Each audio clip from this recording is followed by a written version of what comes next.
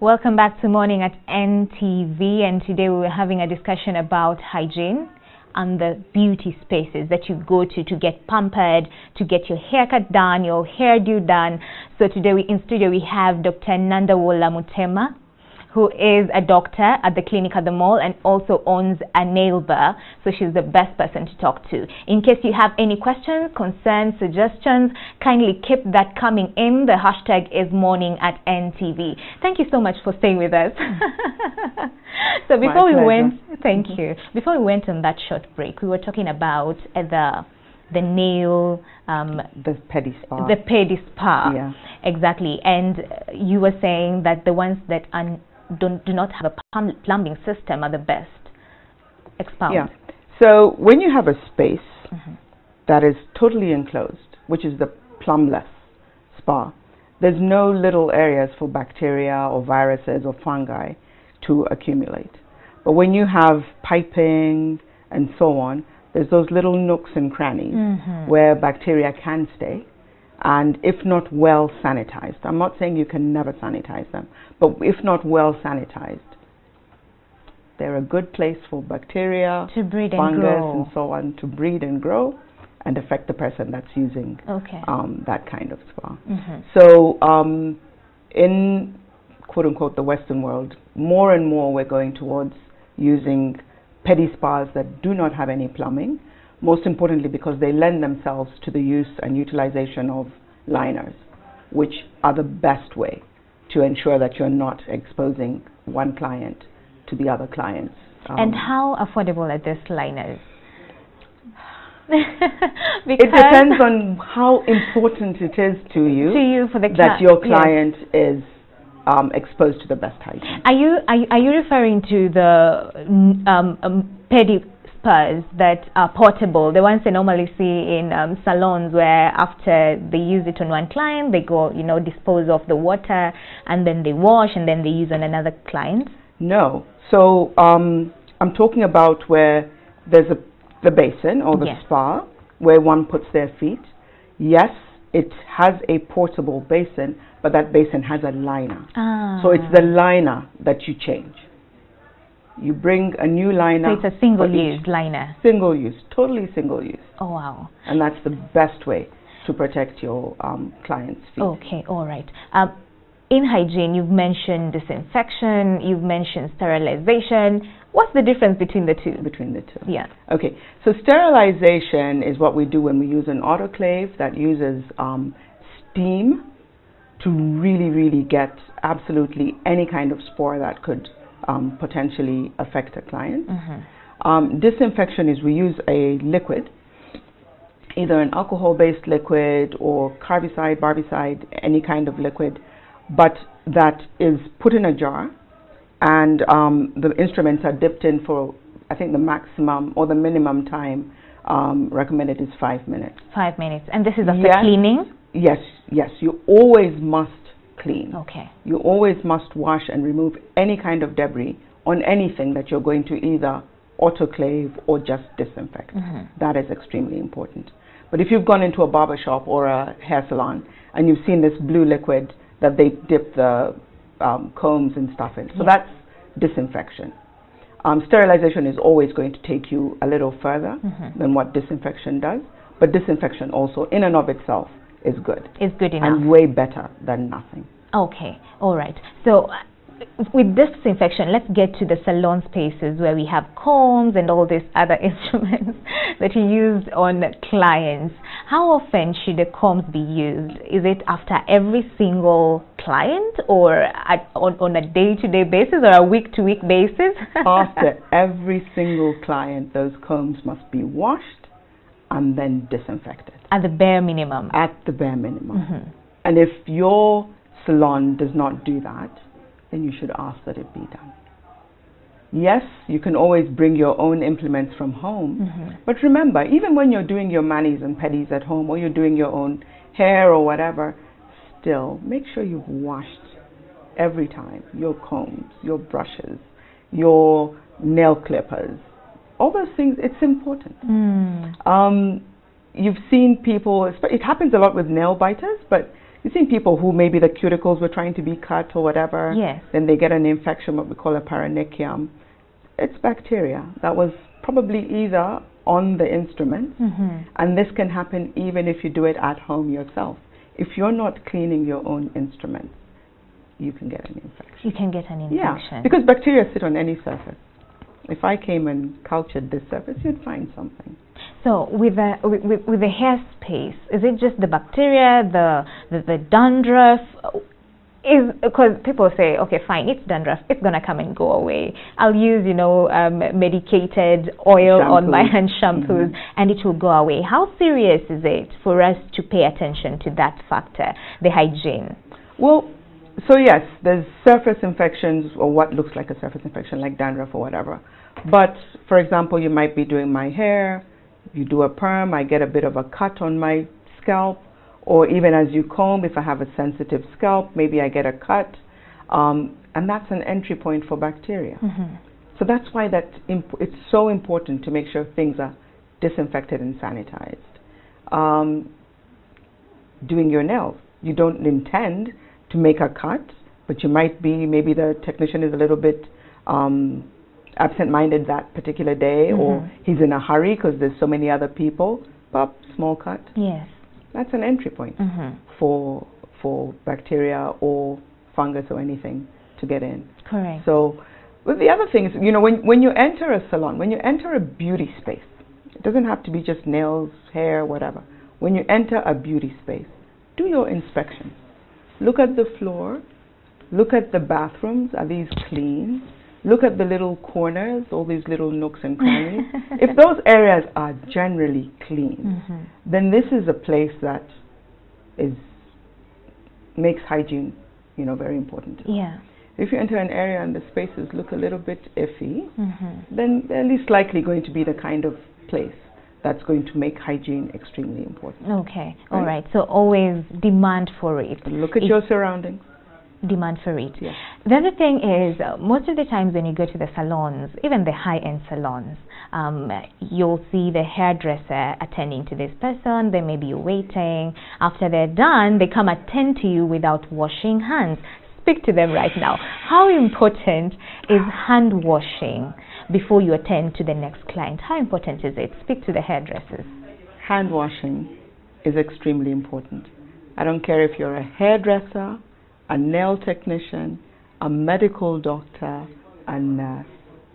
Any time you're going to touch the next person or you're done touching the first person, yes, please wash your hands. We are the people that carry all these bacteria and fungus and, well, viruses isn't so much about hand washing necessarily because it's all ubiquitous. As I sneeze, you come out. But please wash your hands. Washing your hands will go a long way in preventing your clients, wherever you are, from getting disease. And also preventing you yourself as the attendant. Wash your hands. Yeah. Wash your hands. And wash your hands. Washing hands with soap. Yes.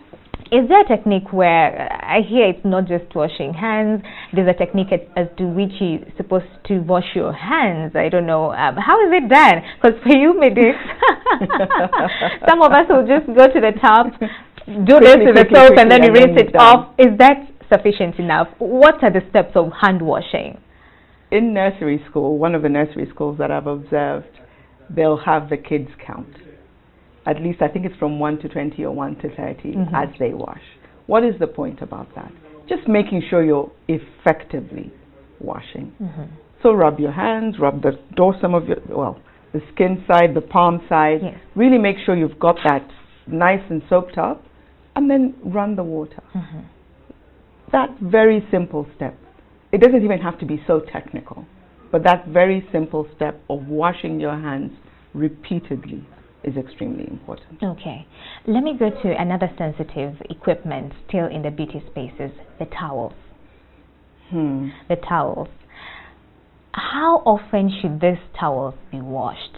And if they're washed, what is the correct process of actually washing them and ensuring that they're off dirt completely? Okay. So every towel that touches a client needs to be put in the laundry basket to be washed. Ideally, the best way to wash them is using a machine, because the machines are going to really get heated up well. I personally, in my salon, use a washer and a dryer. And that whole process is going to render those towels really well sanitized. There's nothing as icky as passing by a roadside and finding all the towels hung up. Yes, I believe they get sanitized by the sun, but they're also getting all the dust and everything that is on the roadside. But you know, in certain spaces, that's what they have. So if you cannot afford the washer and the dryer, you must wash a towel every time it touches a client, and make sure it's well dried before you use it again. And is it just basic washing, or you're supposed to soak and use basic wash? Basic wash is basic wash without a disinfectant or antiseptic. Without a disinfectant. Basically, what you're doing is what you do with the clothes anyway. You wash them, really make sure that they're clean, get them dry, and then you can use them again. But as long as you're not using a towel from one person to the next person without washing it, because when it's wet and mucky, yes, you're going to have everything in there. Breeding ground for bacteria. Yes. Okay. So at least if you dry them out, even with the sun, you're doing the best that you can. You're doing the best that you can. You mentioned about combs and all these clippers being, you know, after cleaning, then they're supposed to be disinfected in some solution. You mentioned, is it spirit? You can use alcohol. You can use bleach. And then there's other bleach? Yes, but diluted. And then there's other proprietary carbicide, barbicide, various disinfecting solutions. That, first of all, even those must be changed often. You can't just have it sitting there for the whole week. I believe after 24 hours, you need to mix again. It's a very disinfectant that you're going to use through the day. Okay, so every 24 hours. You mentioned dandruff at some point, and the cause for it, and you said that, you know what, it's not just dead skin, just dry skin. It's fungal, and you said that it can be treated. The prevention is that which you've talked about, ensuring that the combs that they use on you are actually from that solution. If you can't find that, then carry your own combs to the salon. But then if you find yourself, because I'm sure many of us suffer from dandruff, what is the treatment process like? We actually have quite a few medicated shampoos that will either have zinc or selenium sulfide from many brands. I don't need to mention all the brands, but you can get those in a supermarket. If that doesn't work, then we can always use shampoos with ketoconazole or more concentrated selenium, depending on what one's going through. But it is a manageable problem. It is a manageable problem. Is it in the same... But it's just routine. So, you find that you have to use these medicated shampoos over and over again. Yes, at least 3 or 4 times a week. Sometimes they dry you out too much, and so you back off. But using them regularly will help you get rid of medicated shampoos, medicated hair food oils and all that. Is dandruff in the same category with ringworms? I'm asking this because I know the men suffer from this, especially when they go to the barber shops. If the clipper was used on a person, a client that has ringworms, it was not cleaned and disinfected well enough, then the cross-infection occurs. How do you handle that once you find yourself in that space? Once again, if you get ringworm or tinea capitis, you can come into a medical doctor and you can get treatment. Is it fungal? Yes, it is fungal. So you can get topical treatment or oral. Oral probably being more effective. But yeah, the clippers, even those need to be sanitized. How sure will the men, what should the men look out for when they go to these barber shops? Because most of the time, I take my son to the barber shop. But fine, as much as I see them getting the clippers off the sterilization box, I'm not so sure if that sterilization box is on or off. What should we look out for when we go to the spaces? When the box is on, what happens? When it's off, what happens? Okay. So it doesn't have to be on all the time. Okay. And if, depending on, when the equipment was put in, usually 30 minutes is more than enough to get things sterile. But it's all about, once again, when you enter that salon. I cut my hair at a men's shop. Yes. The men's refinery next to me. You go in, it's clean. The towels are spanking clean. You can see the autoclave where they're getting the clippers from, and you trust that it's clean. They do a good job. So you'll know when you get into a place. And you can ask. I think it's extremely important. We sometimes are very timid when we get into other people's spaces. Yes. We don't want to ask questions because we feel like we might offend someone. Yeah. Ask them. I asked when I first went to the men's refinery, how do you take care of your equipment? Yes. How do you take care of your instruments? I am next door. If I develop something, you know that I'll be back. Yeah. No, and then they explained their processes, and I'm extremely confident and comfortable. Okay. But I asked the questions, and I looked at the various areas in the space. So always be aware of the space. Really good about it. Yes, and trust your gut. Okay. But ask. All right. Ask these questions. It's important. Yes. The startups, the startup salons, the startup chignoses that cannot afford the autoclave, what could they do just to ensure that their clippers and the equipment are clean enough when attending to all these clients that they have? Because those are actually the places where everybody goes. Yes. Because it's cost effective. I see people using, is it spirit to spray on the clippers before they attend to the next client? Is the spraying of the spirit efficient enough? You're taking a big breath. I do not want to condemn the chignosi on the street. Yes. I guess they do the best that they possibly can. And if they're doing spirit or alcohol versus nothing, they're definitely doing something. Obviously, man also develops a certain kind of resistance. And if at least you don't get skin break where bacteria and stuff are going to get through, or fungus is going to get through, or virus is going to get through, then I think they're doing a good enough job. Could it be better? Possibly. But can they afford to do way better? Maybe not. Maybe not. And so every person is making that informed decision as they walk into the place that they're used to going to. I've been here for so long, nothing has happened. I see him spray. He's doing the best he can. It's working for me. Right? Which is fine. So different people... Yes. But when you ask a medical doctor that wants to reach the ultimate, then therein lies a little bit of an issue. So it's not enough, Remember, but it's better than nothing. Clippers have surfaces that are, blades that have so many small nooks and crannies, and that they're moving surfaces, but also have indents. And so it's not so easy to sterilize. My director tells me there's this one time he went to a chignosi, a local chignosi, and the barber attendant told him that he didn't have the spirit, and he could not, the sales of the day could not afford him to actually purchase a bottle of spirit. So he said, you know what, there's a woman selling lemons out there, I'll go get a lemon. And he actually did that. He got a lemon, squeezed out the juice, and then used that to sterilize and disinfect the clippers. And he actually also, some of it, he put it on his head before shaving, and after shaving then rinsed it off.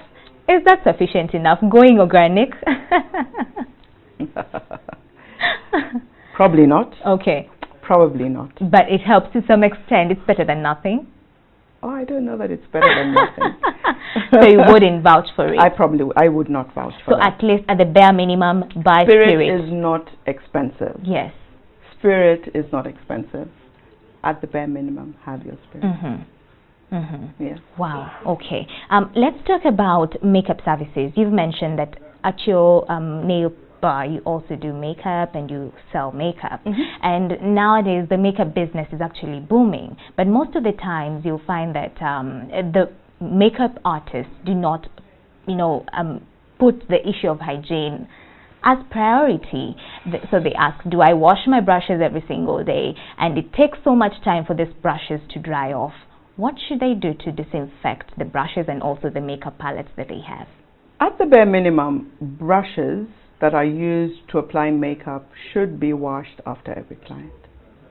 They must be washed after every washed client. In what? Yes, water? in soap and water. So then does that mean that you have to have a whole bunch of brushes? You must have a whole bunch of brushes, and where necessary you can use disposable. But if you've got the brushes with the natural hair on them, wash them with soap and water, get them dry. They will not harbor the bacteria, but you must wash your brushes after every single client. Is that realistic? It should be. And what's the shortcut? Is spraying disinfectant on the brushes and on the makeup palette enough? No. Because then you muck up everything. You can't spray alcohol on your makeup palette, because then you're just, you're destroying them really. Wash. So in wash and wash. So in a nutshell, what should people look out for when they go to these spaces? Because I know right now this is harbors of infections, hepatitis B and C, and all these other aspects. What would you tell in a nutshell the salon owners, the people who work there, and also us as clients who go there? What should we look out for to keep ourselves safe? To keep yourself safe. Okay, so the chances, let me just kind of caveat this. The chances of getting HIV, hepatitis B or C from a salon are very rare. They're minimal. Why? Because those are really, I must really have a cut, somebody with harboring either the virus or bacteria must somehow be directly in touch with me. For example, they used the blade on somebody, then the blood that dried somehow gets on me. So that's kind of a bit far-fetched and more difficult to spread. But yes, when you get into a space where you're going to be taken care of, whether it's your hair, your nails, your face, look at the surroundings, make sure you feel like it's a clean space. Even go to the ladies' room, see what that looks like. That will inform you about what your space, how important hygiene is to the people that run the space that you're at. Make sure you ask all the important questions. Don't sit in the chair and say, I wish I asked, I wish I asked. Yes. Ask, how do you sterilize your equipment? What do you use? Are you autoclaving? Are you using a disinfectant? Are you using both? Are you using disposable implements and tools?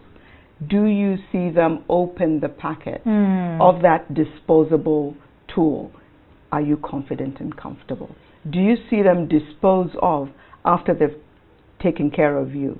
Then you'll know that chances are they disposed of before they took care of you. Those are things that are important. And as space owners, we should not shun the people that ask these questions and even learn from them. It might be something that you overlooked, and then the client says, that makeup brush, didn't you just use it on someone else? Learn from it. Don't feel bad. Don't feel bad. So do not be timid. Ask all these questions. It is your right. And if you feel that you really like this hairdresser who does your hair so well but she's not hygienic, how about you just advise her, please wash your hands before you work on me, and then maybe get to buy your own equipment. Go to the salon well equipped. Maybe that can help. Don't you go away. We'll be right back with Take Notes.